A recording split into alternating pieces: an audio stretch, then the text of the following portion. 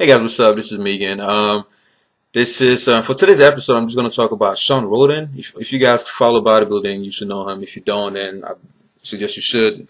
Unless you didn't know by now, I'm a big fan of the IFBB, bodybuilding in general. Yeah, I know there's a lot of haters out there talking about, oh, we don't follow that because they're on steroids or whatever. Shut the fuck up, man. I hate people that say that shit because real talk, bodybuilding, natural or unnatural, would not be where it is today if it wasn't for the roid heads. If it wasn't for the Arnolds and all these guys, most of us wouldn't even be lifting weights today. So don't give me any of that crap.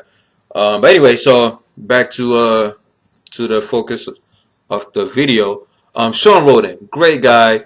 In fact, I used to read about him like a year ago when he was like, under the radar. I mean, no, matter of fact, he wasn't even under the radar yet. He was unknown at the time. And the Miss Olympia this year, he just came out of nowhere and took top three, third place, which is unheard of. I mean, my top five, my top 10 had a bunch of people, and he wasn't even in my mind. So he came out of nowhere, won third place, which is really hard to be like next to Phil Heath and Kai Green. It's amazing, and he's not even, like I said, he's fairly new. So you guys know me. I'm the detective of bodybuilding. I love like looking for like secrets. How do people get from here to there? And I never assume anything. So I always pretend giving everything equal. If everything is neutral, how can one person become better? So I like studying people's development. And I noticed, you know what? This guy blew up so fast. He can't just be doing the same thing everybody else is doing. Every time somebody makes tremendous progress, not progress, tremendous progress, they're doing something somebody else is not doing. They're doing something unorthodox. So I put on my Sherlock Holmes, detective suit on, and I looked up Sean Roden. I started looking at a whole bunch of his videos, a lot of his training philosophies, his website, magazines, and I was really amazed. His approach to training centers around. Watch this video. I'm going to put the link up here.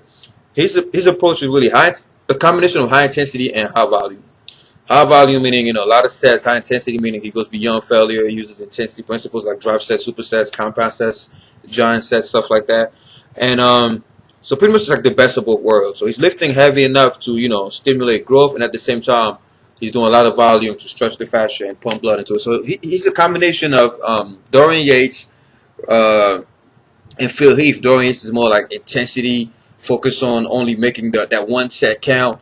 And Phil Heath is really, focuses on the Henny Rambach fascia stretching principle of creating volume within the muscle by creating the maximum pump.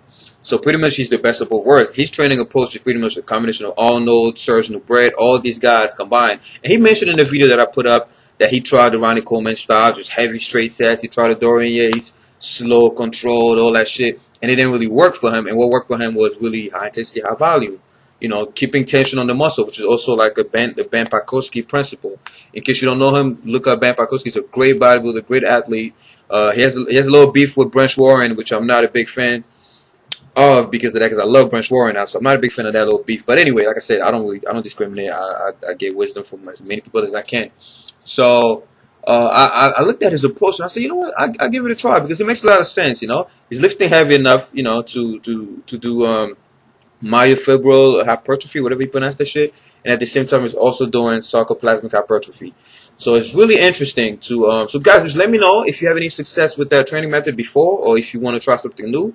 You could try, and try using this approach and let me know how that works. I personally, I'm gonna do at least 4 weeks of that training. Like I said, I like using programs for a certain amount of time to see how it works and compare it with my other results. So I might do that approach for about 4 weeks. I'll let you guys know, how it's going.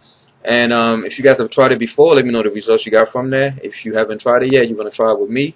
I'll let you guys know when I'm going to begin that program.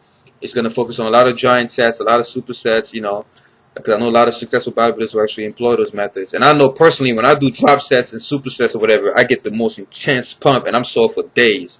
The DOMs last forever. Now, of course, DOMs does not mean growth, but it's a good indicator of a good workout. So look it up. Like I said, watch that video and let me know what you guys think of his training methods. If you think it's bullshit, and don't do it. But this is just an open discussion. All right, guys. Hope that video helps. Like the video if it did. Once again, his name is Sean Roden, aka Flexatron. Really humble guy, really cool guy, and obviously what he's doing works. So try it out. Take care.